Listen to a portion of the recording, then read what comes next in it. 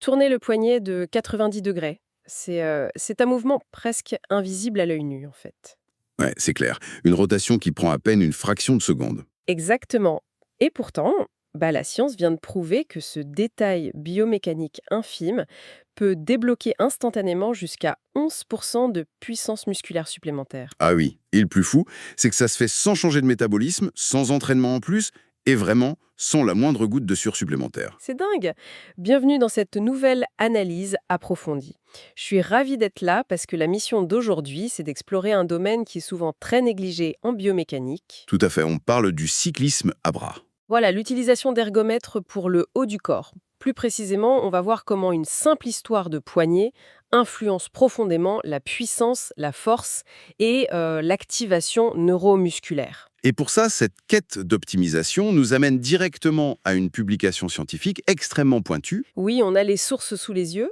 L'article s'intitule, alors c'est en anglais, Neuromechanical Differences Between Pronated and Supinated Forearm Positions During Upper Body Wingate Tests. Ce qui donne en français différence neuromécanique entre les positions de l'avant-bras en pronation et en supination lors de tests de Wingate pour le haut du corps. C'est ça. C'est un travail vraiment exhaustif qui a été mené par les chercheurs Shahab Alizadeh, Philip F. Edwards, Evan J. Locker, Michael W. R. Holmes, Kevin E. Power, David G. Beam et Joanne C. Button. Toute une équipe, ouais. Publié dans le volume 23 du Journal of Sports Science and Medicine, très récemment, en 2024. Super récent, oui. Et l'objectif pour nous, c'est de décortiquer cette étude. On va garder une grande rigueur scientifique, mais on va rendre tout ça totalement accessible. Absolument, pour percer les secrets de l'optimisation des performances et même de la rééducation fonctionnelle. D'accord, décortiquons tout ça. Avant de plonger dans les données neurologiques hyper complexes, posons un peu les bases. Qu'est-ce que le cyclisme à bras et comment ça a été mesuré ici? Alors, les chercheurs ont utilisé le test de Wingate.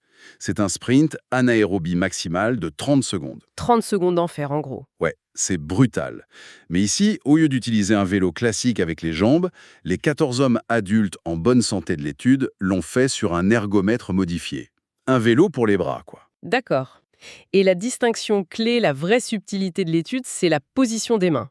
Exactement. D'un côté, on a la pronation. Les paumes sont tournées vers le bas ou vers l'extérieur. Et de l'autre, la supination, avec les paumes vers le haut ou vers soi. Pour bien visualiser, pour ceux qui nous écoutent, on peut imaginer la différence entre faire des tractions à la barre fixe en prise classique En pronation, oui. versus en prise inversée, donc en supination.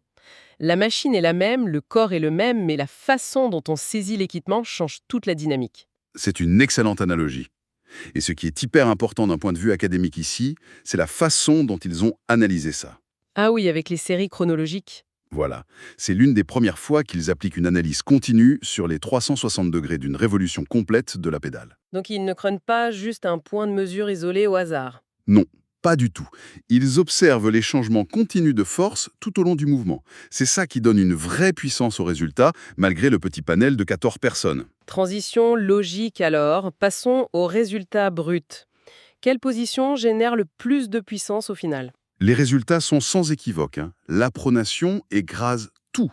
Ah ouais? À ce point? Ouais, on parle de puissance crête, donc le pic supérieur de 5% en pronation.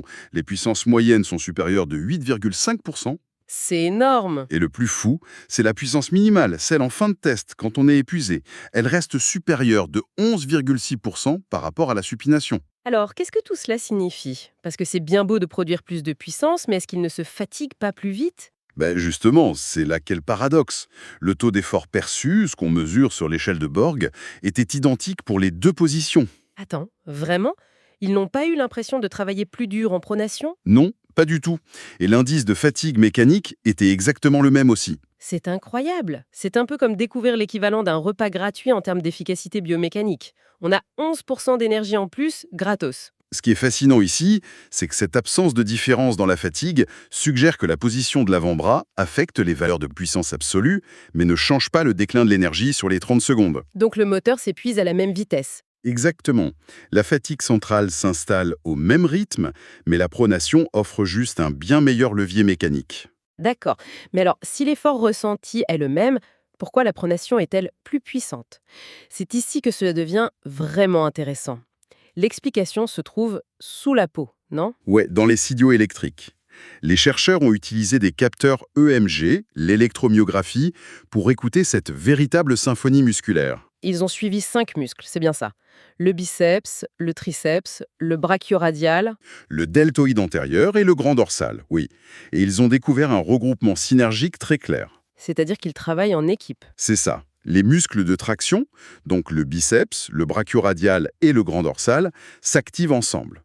Et de l'autre côté, les muscles de poussée, le triceps et le deltoïde antérieur forment un autre groupe. D'accord. Mais au fil du test, je suppose que l'activité de tous ces muscles chute à cause de la fatigue, après tout.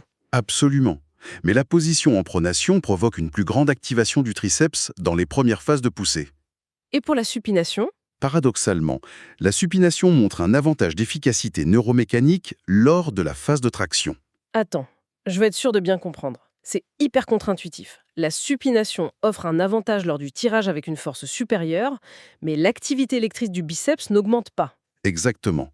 Le biceps tire plus fort mais ne demande pas plus de courant électrique au cerveau. C'est fou. C'est littéralement le principe du travailler plus intelligemment, pas plus dur, appliqué à notre système nerveux. Si l'on relie cela à la vue d'ensemble, ça nous amène à la théorie de la diminution de l'excitabilité supraspinale. Oula, supraspinal ou elle, ça veut dire quoi au juste? En gros, ça veut dire que la baisse de l'activité au fur et à mesure du test prouve que la fatigue n'est pas seulement dans le muscle, elle est centrale. C'est le cerveau qui intervient? Voilà. Le cerveau lui-même réduit les signaux moteurs envoyés aux muscles pour se protéger, pour éviter la surchauffe en quelque sorte. C'est super intelligent comme mécanisme. Mais les muscles s'activent, la force est là. Comment cette force est-elle réellement transférée au pédale à chaque quart de tour? Ah, la fameuse dynamique des forces de 0 à 360 degrés. Oui, comment les deux bras se coordonnent-ils dans cette espèce de danse des bras? L'étude sépare les forces normales, donc verticales, des forces de propulsion, celles qui font vraiment tourner la manivelle. Et la pronation domine largement pour créer de la force ascendante pendant la poussée. Et qu'en est-il du rôle de la dominance, le bras dominant par rapport au bras non dominant? J'imagine que le bras fort fait tout le boulot. Eh bien, c'est là que c'est surprenant. Le bras dominant traite plus de force dans le premier quart, la poussée principale, et le troisième quart, la traction principale. Ce que j'appellerais les lignes droites en fait. C'est ça. Mais le bras non dominant, lui, prend le relais lors des phases de transition. Donc le deuxième et le quatrième quart du cycle. Exactement. Il produit plus de force de propulsion à ces moments-là. C'est super intéressant.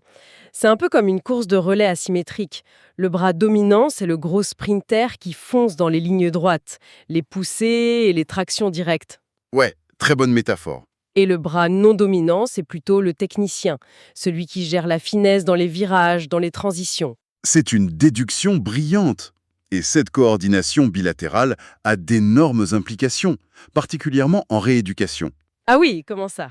Eh bien, comprendre quel bras compense dans quelle phase exacte du mouvement, ça pourrait complètement révolutionner les protocoles de physiothérapie après un accident ou une blessure. On pourrait cibler la rééducation au millimètre près. C'est génial. Mais avec toute cette chorégraphie neuromécanique hyper complexe, est-ce qu'il existe un test clinique simple pour prédire la puissance de quelqu'un sur cet exercice? Sans sortir tout l'attirail, je veux dire. Oui, et l'étude aborde cet aspect pratique. Ils ont utilisé la force de préhension, le grip strength. Le fait de serrer un dynamomètre dans la main? C'est ça. Ils ont testé les participants en position debout, de manière traditionnelle, et en position assise avec les coudes pliés, pour mimer la posture sur le vélo. Et alors, le verdict? Résultat frappant, seule la force de préhension en position assise présentait une corrélation positive et significative avec la puissance crête lors du test de Wingate. Pour les deux mains et les deux positions d'avant-bras. Oui, tout à fait. La position debout, elle, n'avait absolument aucune corrélation prédictive. Ça soulève une question hyper importante sur la façon dont on fait les tests en général. Cela introduit le concept académique de validité écologique. En gros, un test de force musculaire n'est utile que s'il imite la posture et les exigences mécaniques de la tâche finale. Donc la force n'existait pas en vase clos. Elle dépend entièrement de la configuration corporelle à un instant T. Absolument. La tension des muscles, l'angle des tendons, tout change selon la posture. C'est une conclusion d'une élégance rare. Ça veut dire qu'on peut utiliser un simple dynamomètre manuel juste en asseyant la personne pour jauger très rapidement sa capacité de sprint pour le haut du corps. Et ça, avant même qu'elle ne touche au vélo. C'est fou.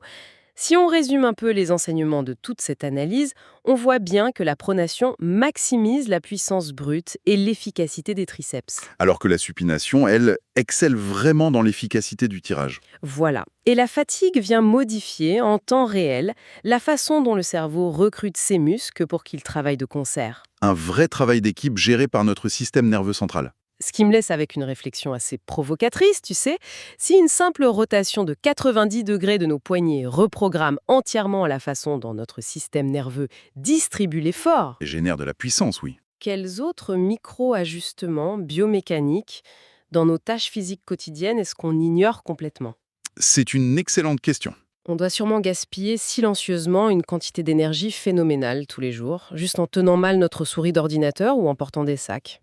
C'est fort probable. En tout cas, on incite vivement ceux qui nous écoutent et qui souhaiteraient approfondir ces données chiffrées ou voir les fameux graphiques EMG à lire l'article scientifique original de 2024. Oui, il s'intitule Neuromuscular Differences Between Pronated and Supinated Forearm Positions During Upper Body Wingate Tests par Shahab Alizadeh et ses collègues. C'est une lecture fascinante. On rappelle également à notre audience de s'abonner à la chaîne et d'activer les notifications. C'est le meilleur moyen d'être alerté et de ne manquer aucun futur contenu d'analyse académique. Merci de nous avoir suivis pour cette plongée au cœur de la biomécanique. À très bientôt pour une nouvelle exploration scientifique. À bientôt!